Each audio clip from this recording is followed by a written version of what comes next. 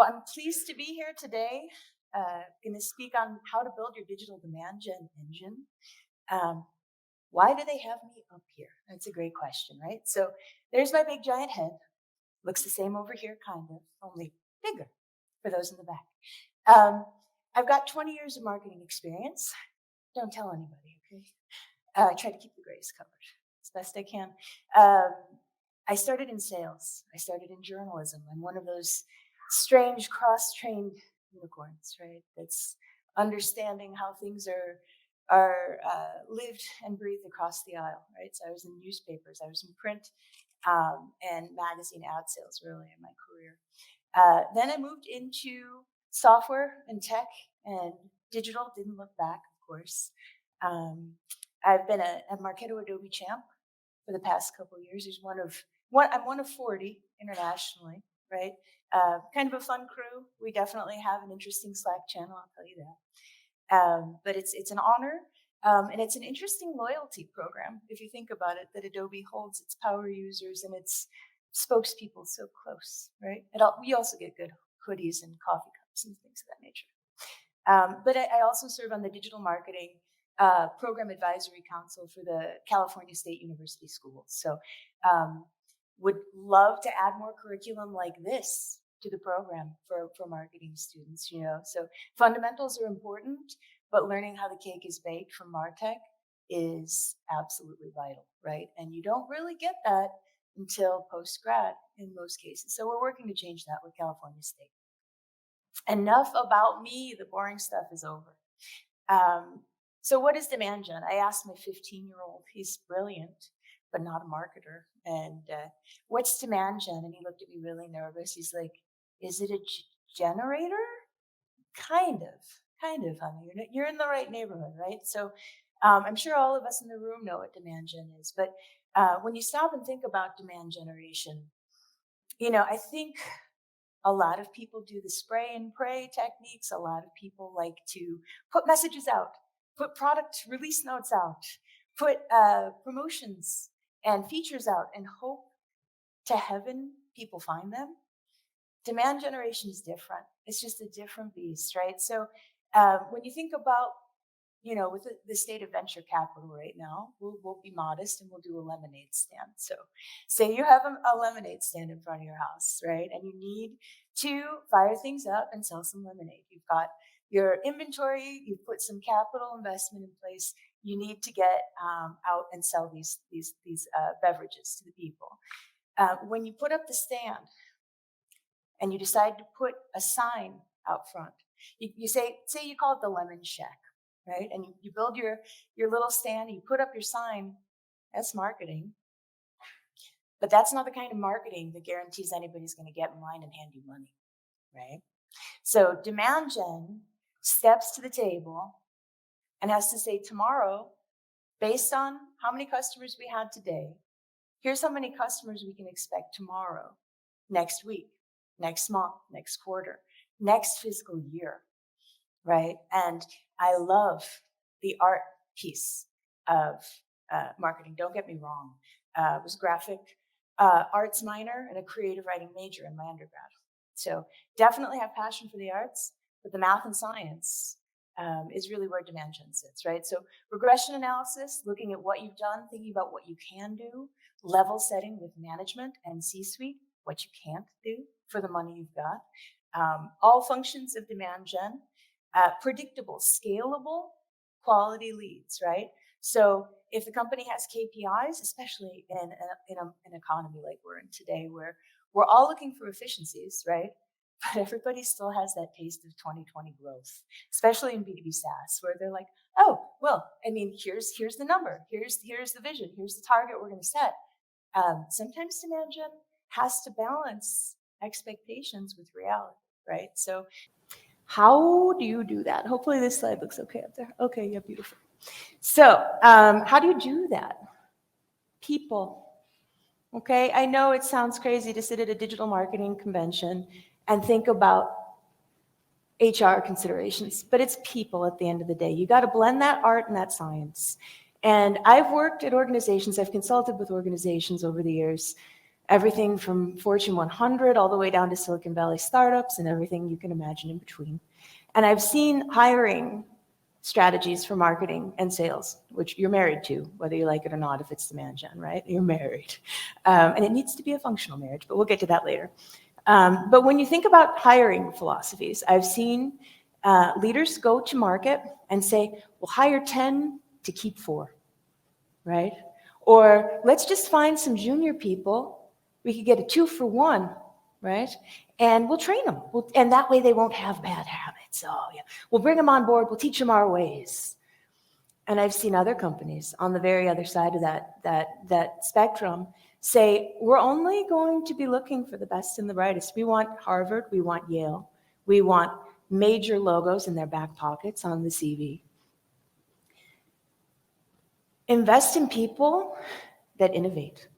Look for people that know how to operate the tools that are on their resumes. Don't just take for granted that because they've opened a program that they know how to wield it powerfully. Because if you stumble and assume years of experience aren't important, right?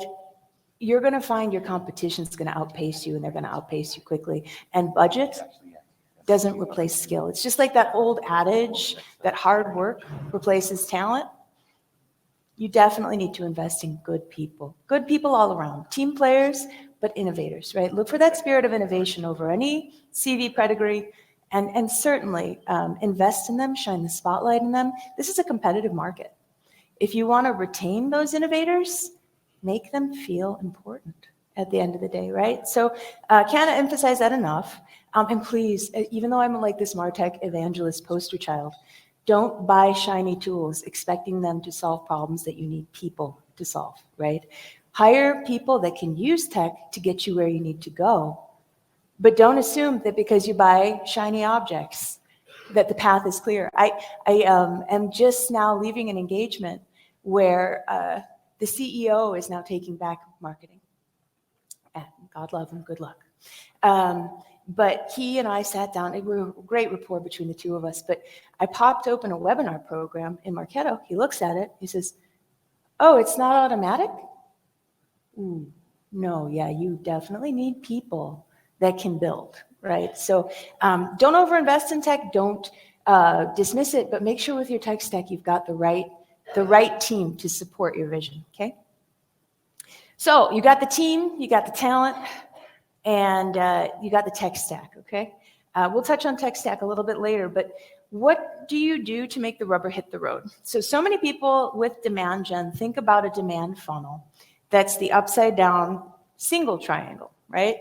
And it involves kind of a diminishing scope of a giant universe of people that might care, down to some people that could care, down to people you think should care, that you hand over to sales to check to see if they do care.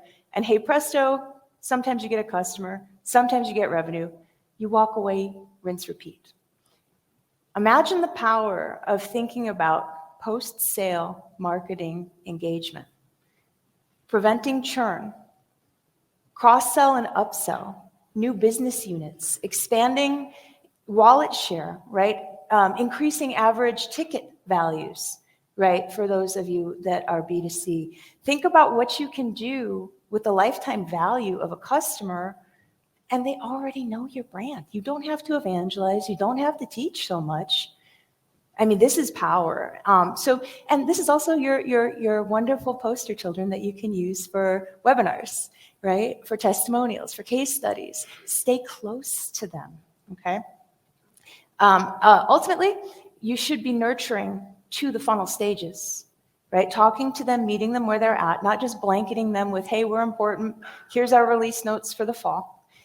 Think about where they're at in their journey, talk to them specifically about where they're at, and then measure lead velocity, right? From one stage of this funnel to the next, where do they stall? Where are they stuck, right? How can you speed up their journey to decrease your sales cycle? And at all points, revenue is the North Star. I know it's scary to jump into those waters and to commit to a commit. But efficiencies are what they are. We've all seen the news. We all know what the state of layoffs and all that good jazz is. You tie yourself to revenue boldly and deliver on those promises, and it will deliver security for you and your company, right? Everybody around you. All right. So, astonishingly enough, 92% of organizations think they're below average in conversion because sales and marketing don't talk. Do you have a meeting once a week where you get together and point fingers at each other and say, there's not enough leads, right? And these leads aren't good enough, and point back and forth and kind of assume your position, your stance, right? That's all well and good and necessary, right? They need to vent their thoughts. You need to collaborate. You need to align. But what I've liked to do over the years that's proven to be successful when you're launching a campaign, and if it's totally disruptive, and you're like, okay, this is going to shake some dust off of the database for sure. This is going to be a completely different direction for the company. Get your crankiest, angriest salesperson. Get your flag-waving fan of marketing. Both on board. Everybody else falls in between, right? So that's how to kind of gain sponsorship. But I want to kind of challenge that talking to sales isn't enough, right? You have to earn their trust, or else you can't talk to clients and prospects. But this last concept, this is vintage, right? It goes back to my sales training days when I was in solution selling, but it stood by me my whole career. And the concept is Nihito. Right? You can see it up there, the last bullet point. Nothing important happens in the office. This was not foreshadowing of COVID, right? This was not work from home before work from home was cool. Nothing important happens in the office means that if you're talking to your product team, your sales team, your leadership team, and no one else, you're an echo chamber. You're an echo chamber. You're all talking in acronyms and KPIs that when you flip the script and face your customers and prospects are not their agenda, right? So I saw a really cool thought influencer, very popular thought influencer on LinkedIn yesterday. And I was absolutely shocked. My jaw literally dropped a little when he said that he hasn't done competitive analysis since 2013. Because he stays so close to his customers that they tell him everything he needs to know. So all that time you spend doing your competitive analysis, if you're not vetting your hypotheses against reality, hopping on the phone with your win-losses, finding out why they love you, why they didn't pick you, why they might pick you in the future, what needs to change, did you even make sense when you were talking to them? Then you're misaligned, right? So there's room for improvement there. All right, this is all lovely, Lauren. This is all theoretical. Where does the rubber hit the road? What's an ICP? It's not Insane Clown Posse. I did not put Insane Clown Posse into the deck by design. I thought about it for a second, but we opted out. But everybody in this room probably knows what an ICP is. I've talked to a couple of recruiters in the past couple weeks, and they've been bold enough in the first conversation to talk ICP with me. And I was like, well, hello. But then I've seen the flip side of the coin. I've seen people out in their job search that are looking for a new company that have gotten on a call with the CMO and asked about ICP definition. And the ICP isn't defined. And the CMO says, that's a great question and something we can work on together. Yikes, right? So if you think your target market is everyone, you are bound to fail in this economy.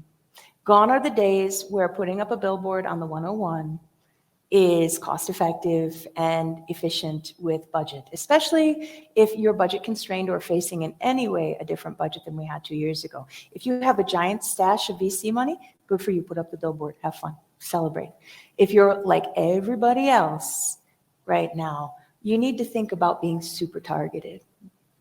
So it's not the same as a persona. Persona work involves, a hypothetical fictional human, that has a title and likes particular websites and has a specific set of fears and motivators, right? It's more like your dream customer, your ideal customer.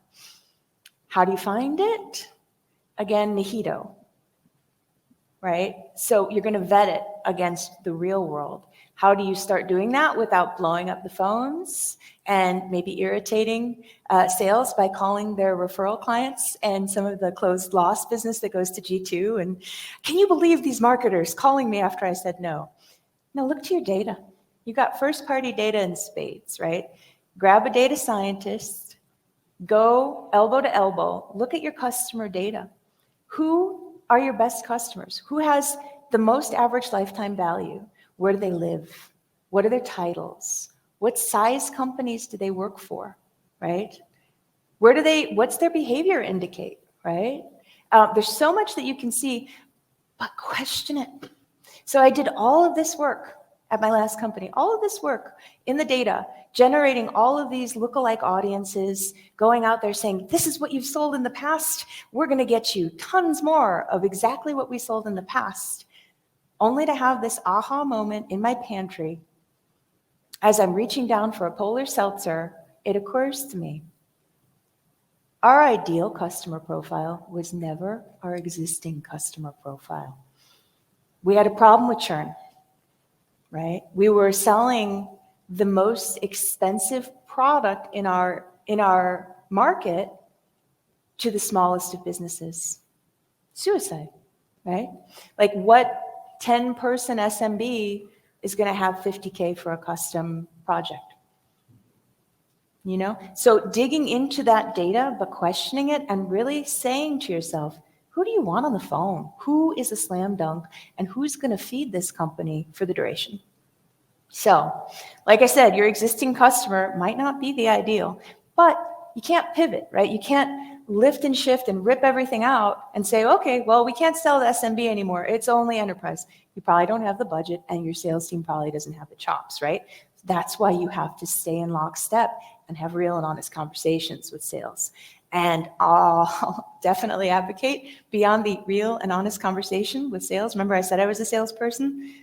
I still validate all of those conversations in tools like Gong, right? If you're told, oh yeah, super seasoned team, oh yeah, they're gonna crush it. Just give us all the enterprise prospects, send them over to this person. Listen to those calls. Those are expensive investments, right? You might be surprised by what you find. But as you're building this ICP alongside sales, you need to look at things like profitability and churn, and look sometimes at the worst customers and figure out what you don't want. It's like negative lead scoring, right? Figure out who you want to cut out of there, because that's budget you can put toward people you do. This is what my former ICP looked like when I was polished up and ready. And when I came to the C-suite, they thought this was cute marketing fluff. They thought this was something you gave to your ad agency on your kickoff call, and you wave and smile and say, we have this, box checked, okay, next item. This changed everything, right? And even if you look at the company size, so this is a little bit antiquated, we moved from 5 to 200 to 51 to 150. Like, we even shaved that down a little bit more, right? And we thought about location. Instead of saying we sell to everyone needs our widget, we looked at regions that performed. We wanted Europe. We wanted a land and expand in Europe plan.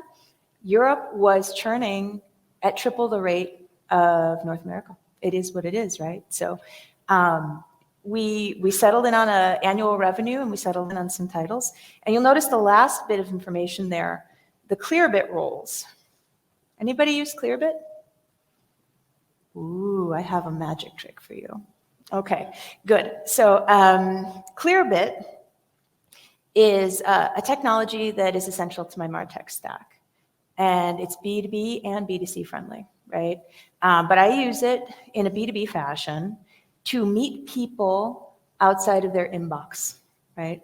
So what I can do is I take my ICP, I go over to my Clearbit platform, I specify the people I want, and I retarget the people that have visited my webpage. Then I make an audience. That audience is used on paid social to market in Facebook and meet people. How many people have gone on Facebook and got martech shoved in their face as they scroll through? Suddenly somebody wants to sell you animated videos.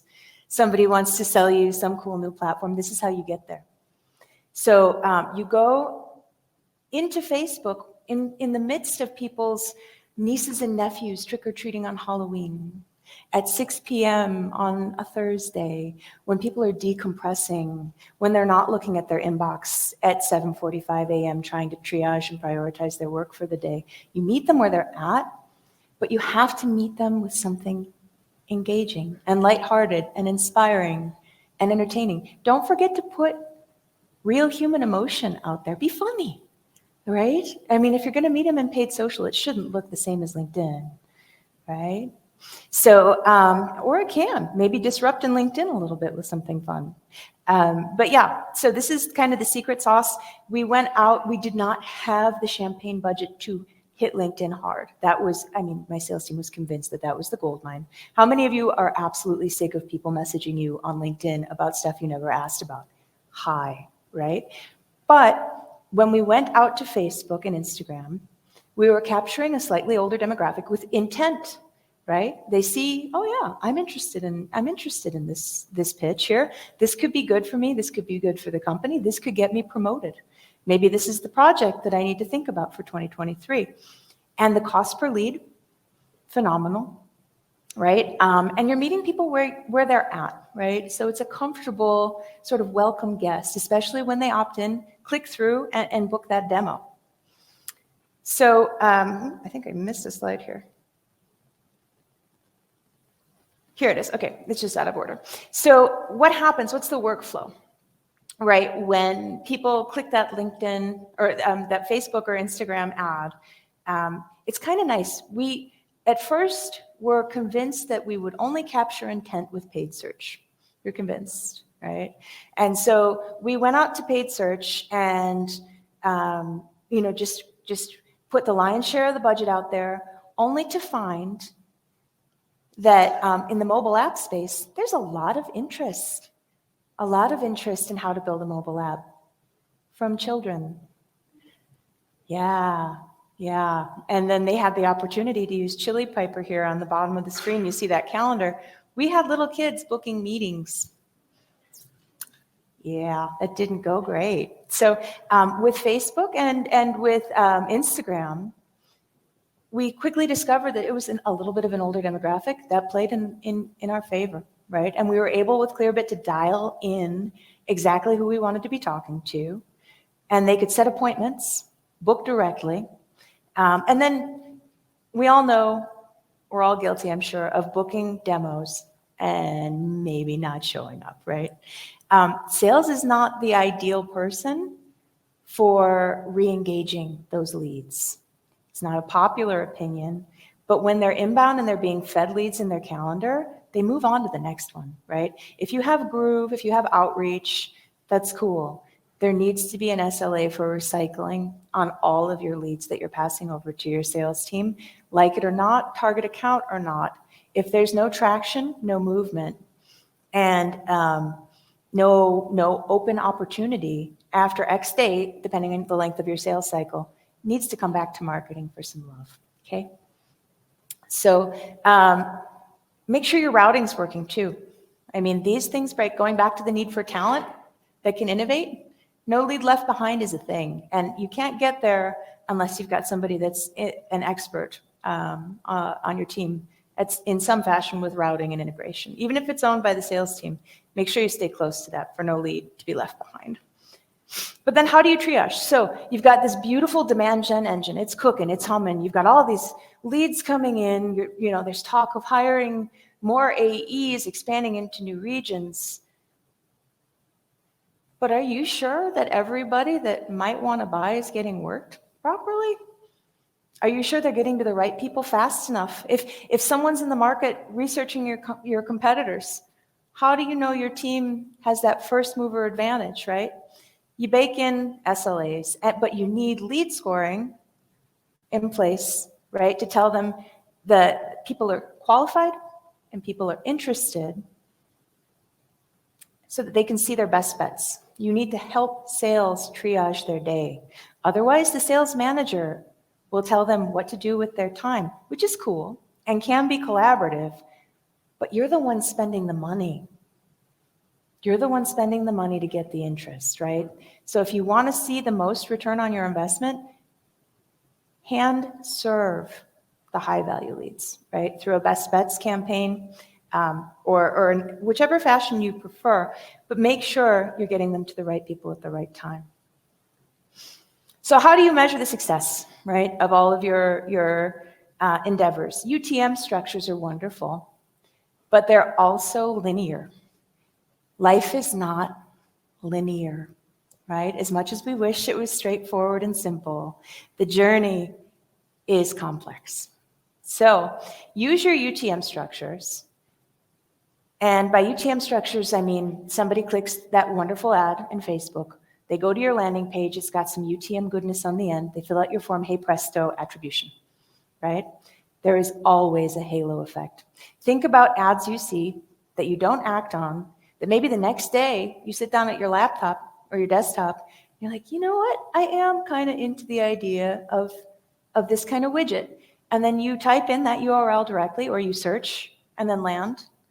You've lost all semblance of attribution. But I'm here to tell you, over the fits and starts that I've seen with budget adjustments, organic will fluctuate in a direct ratio with paid every time you up it or down it. So make sure you talk about that halo effect, because when you get to a boardroom, attribution and influence are both equally important, right? And I can nerd on this for another half hour, but I'll spare you. And like, look at the individual leads. Like, how do you think I figured out that sales wasn't inaccurate about the fact that they got a 9-year-old on the phone? I went into Marketo, I pulled, and here I did use the UTMs because I knew that that was a direct line. Pulled a query that had that UTM, looked at those leads, and saw Minecraft and Toca Boca. Well, that's not great. So we adjusted, and we adjusted quickly. But thankfully, after the first hint of smoke, I was able to find the fire and save a whole lot of budget from clicks from children, okay? So tend your garden, tend it closely, tend it well. And make sure you can socialize your results, right? This is the dash that I was using. And I was watching for cost per lead. I was watching for lead volume, right? But then SAL volume and cost per SAL, super clutch. Watching trends. So something breaks and lead volume drops on me overnight. Stuff happens. People turn things off and on. People break things. Things break on their own. I want to be the first to know about it, right? So mind your dashboards, watch them closely, make sure they're telling you what you need to know. And I like to watch my conversion percentages to make sure that nothing has changed in quality, right? So this is how I would keep things close and monitor. Also keeping an eye and I didn't want to disclose any of these numbers, on total cash value, MRR, and ARR. Super clutch, right? I do want to leave at least a minute for questions. Tell me your thoughts. Anything? I had a feeling. Oh, hey, what's up?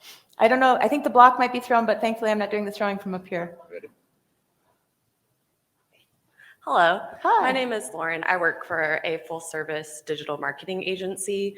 So what you said about the halo effect, I see that with paid ads directly influencing organic. But do you have any tips on how to explain that to a client? Because they don't always believe me. Well, you know, sometimes they just have to touch the hot stove, right? Unfortunately. But it depends on how deep you can take them into the nerdery. It depends on really the audience of your stakeholder. Like if you've got somebody that's technical and you can talk about like weighted multi-touch attribution models, and you can talk about buyers' journeys, and you can think about not leaving a UTM that's a catch basin out there. Like, I mean, so many companies are just like, oh, if nothing, then organic. Woo, really?